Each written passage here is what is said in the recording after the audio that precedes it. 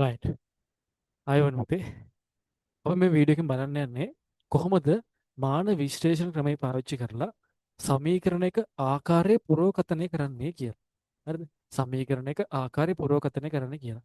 ඒක නම් මෙහෙම සමීකරණයක ආකාරය පුරෝකථනය කරනවා කියලා කියන්නේ පුතේ සමීකරණේ එන විදිය, එන ආකාරය, එන ආකෘතිය අපි කලින් කියනවා. පුරෝකථනය කලින් කියනවා. රයිට්. උදාහරණයක් දැන් මෙහෙම දැන් ඔයා දන්නවනේ F සමාන ma කියලා. එනවා දිස්වනේ මේක කියලා දන්නවනේ සමීකරණයක් තියෙනවා කියලා. අහලා තියෙනවනේ සාමාන්‍ය බෙට තිබ්බනේ. right. ඉතින් මේක මෙහෙම වුණා නම් f සමානයි m බෙදීම aද. එහෙම නැත්නම් f සමානයි m වර්ග aද.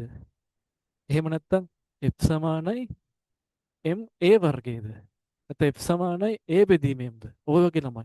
එක එක ආකාරවල තියෙන පුරානේ. මම මෙතන ආකාර පහක් ලියුවා මේ. 1 2 3 4 5ක් ලියුවා. අපි දැන් හරියට දන්න මේක තමයි හරි ආකාරය කියලා. අන්න එහෙම පුතේ. හරි ආකාරය තෝර ගැනීමට තමයි අපි කියන්නේ සමීකරණයක ආකාරය පුරවකථනය කිරීම කියලා. right. දැන් බලන්න මෙහෙම. මම ළමයි සමීකරණයක් ඔයාලා ලියලා පෙන්නන්න. කොහොමද මේ සමීකරණ ආකාරය පුරවකථනය කරන්න කියලා. පුතේ.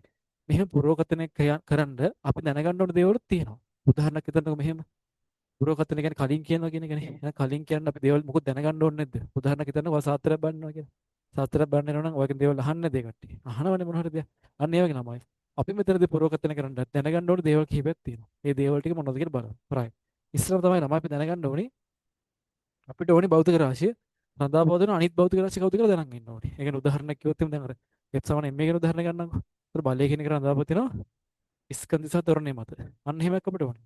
බලය රඳා පවතින ස්කන්ධ සහ ත්වරණය මත. අන්න එහෙම එකක් අපිට ඕනේ නෝ. right. පැහැදිලිද? right. අපි දැන් මෙහෙම එකක් බලමුකෝ. අපි මෙහෙම ලියමු. අපි ගානක්ම හිතලා බලමු. හරිද? ගානක් හිතලා බලමු. මෙහෙම ලියා ගන්නකො ගාන. ගානක් මෙහෙම ලියන්නකො. ගානක් මෙහෙම ලියන්න. සරල අවලම්බයක ආවර්ත කාලය වලියන් නෝට් එක හරිද? සරල අවලම්බයක ආවර්ත කාලය සරල අවලම්බයක ආවර්ත කාලය සරල අවලම්බයක් කියලා කියන ළමයි අර ලණුවකට ඉරලා ස්කන්ධයක්. ඔහොම වෙනවා. හරිද? සරල අවලම්බයක ආවර්ත කාලය සරල අවලම්බයක ආවර්ත කාලය වරාණස්පති කැපිටල් T පහත සාධක මත රඳා පවතී. පහත සාධක මත රඳා පවතී. පහත සාධක මත රඳා පවතී.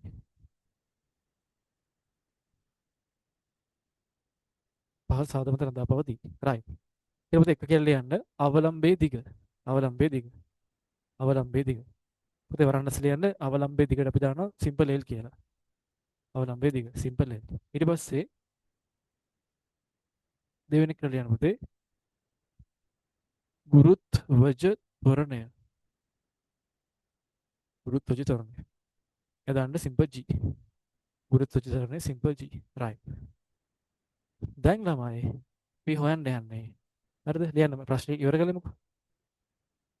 ප්‍රශ්න ලියන්න. මේ අතර සම්බන්ධයක්. මේ අතර සම්බන්ධයක්. මාන විශ්ලේෂණ ක්‍රමෙන් ගොඩනගන්න. මේ අතර සම්බන්ධයක් මාන විශ්ලේෂණ ක්‍රමයෙන් ගොඩනගන්න. මේ අතර සම්බන්ධයක් මාන විශ්ලේෂණ ක්‍රමයෙන් ගොඩනගන්න. ප්‍රශ්නේ. දැන් බලන්න කොහොමද පුතේ මාන විශ්ලේෂණ ක්‍රමයෙන් මේ කට්ටිය අතර සම්බන්ධයක් ගොඩනගන්න කියලා. ඒ කියන්නේ උදාහරණයක් විදියට මම හදන්න යන්නේ T සමානයි LG ද. එහෙම නැත්නම් T සමානයි L බෙදීම G ද. එහෙම නැත්නම් T සමානයි L වර්ග G ද. ඔන්න ඔහොමද. T සමානයි L වර්ග ගුණ කිරීම G ද. අන්න ඔහොම දන්නේ නැහැ අපි. ඔක තමයි ආකාරය පුරවකථනය කරනවා කියලා කියන්නේ. දැන් අපි පෙන්වන්න යන්නේ මෙයා කොයි ආකාරද කියලා. right. වැඩි කරන් යන්න. මොන පුතේ හොඳට බලන් ඉන්න මම කියලා දෙන්නම්. එකපාරින් තේරුම් ගන්න. හරිද? ඉස්සරම මෙහෙම ලියා ගන්න පුතේ. අපිට දුන්නානේ මෙහෙම ආවර්ත කාලය කියන එක නා හේවත් කැපිටල් T. හරිද? එයා රඳාපවතිනවා කියලා දුන්නානේ පුතේ අපිට අවලම්බේ දිග. එහෙනම් මම ගන්න L වල x වෙනි බලයයි. හරිද? ඊස්සේ ගුරුත්ව ත්වරණය. එයා ගන්නවා y වෙනි බලය කියලා. මොකද ලියාගත්ත එක තේරෙනවනේ. ආවර්ත කාලයේ අනුරෝම සමනුපාතය කියලා දැම්මා L වල x g වල y කියලා. මම කියලා දැම්මා. හරිද? ඊට පස්සේ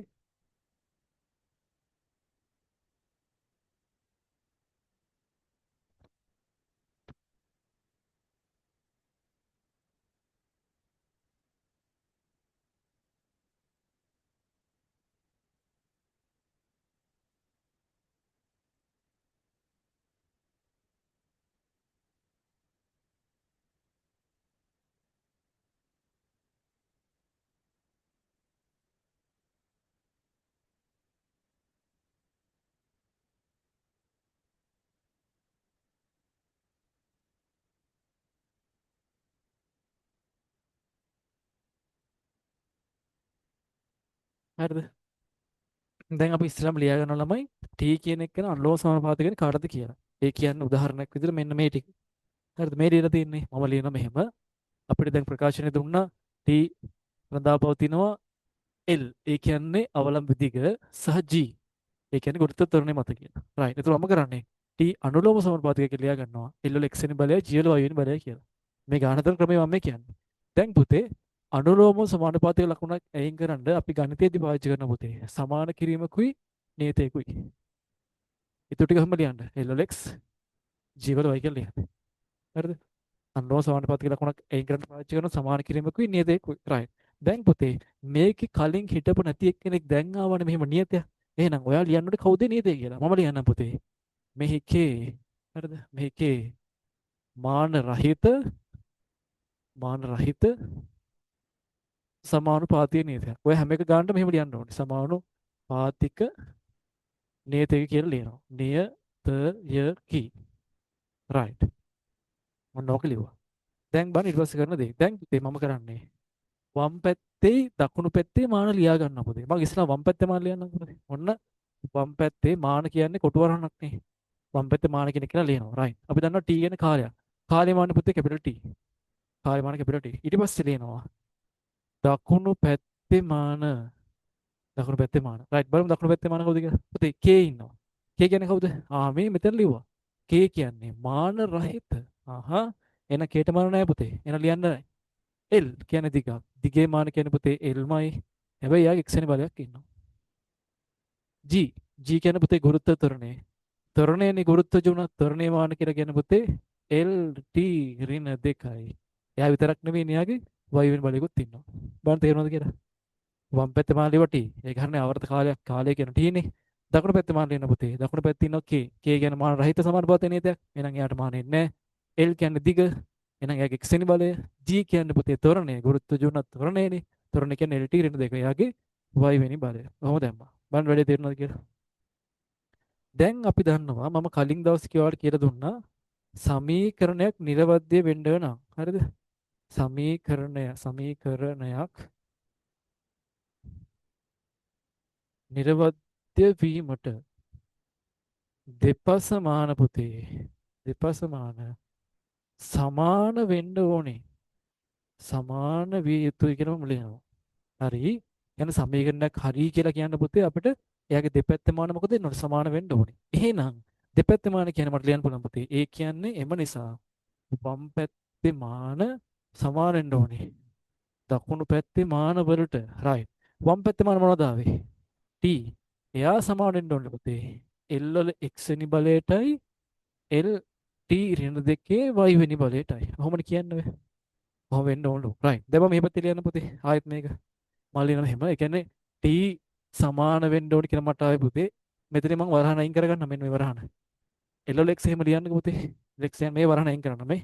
L වල y වෙනි බලයේ ඉන්න පුතේ. එන වරහණ අයින් කරලා මෙන්න L වල y වෙනි බලය කියලා. ඒක පේන්නේ නැහැ නේ. අර T ලියන්න මෙහෙම. T සමාන මම ලියන L වල x. හරිද? වරහණ අයින් කරලා ලියනවා. එතකොට මෙතනින් එනවා L වල y වෙනි බලය.